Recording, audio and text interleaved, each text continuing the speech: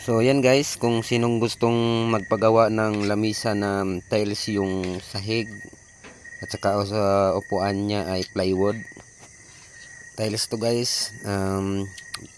May nagpagawa sa kay tatay na ang gamit ay steel, yan o, na 1x3 at saka 1x1 na tubular at saka tiles yung sahig, yan o.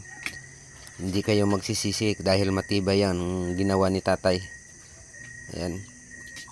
Yan ang gumawa, yan, humawak-hawak. Yan si tatay.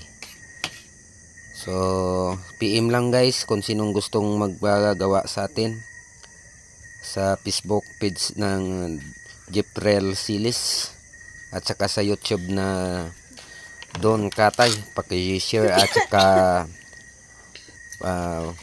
panoorin nyo guys, at saka salamat sa lahat ng suporta at tulong sa aking mga YouTube sa YouTube channel ko na Don Katay at saka sa Facebook na si Jeprel Silis. Yan po ang aking account sa Facebook, Jeprel Silis.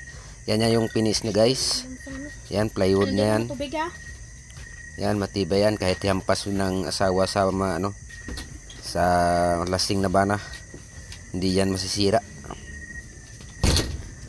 Maliban lang sa tiles, kung pukpukin ng martilyo, masisira talaga yan. So, kung sino po yung gustong magpagawa, yan. Yan na yun yung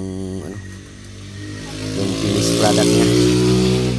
Papunta, i-deliver namin to sa sa Barangay Maligdig, Sitio Landing. Ayan. Crossing to Tinalon, crossing to Landing. Ayan. Yan po, yan ang tiles na lamisa. Yan. Rivets at saka welding yung gamit namin dyan. Hindi kasi wala kasing maghawak ng cellphone na mag-video sa amin. So, yan na yung finish niya. So, hanggang dito na lang guys. Thank you for watching.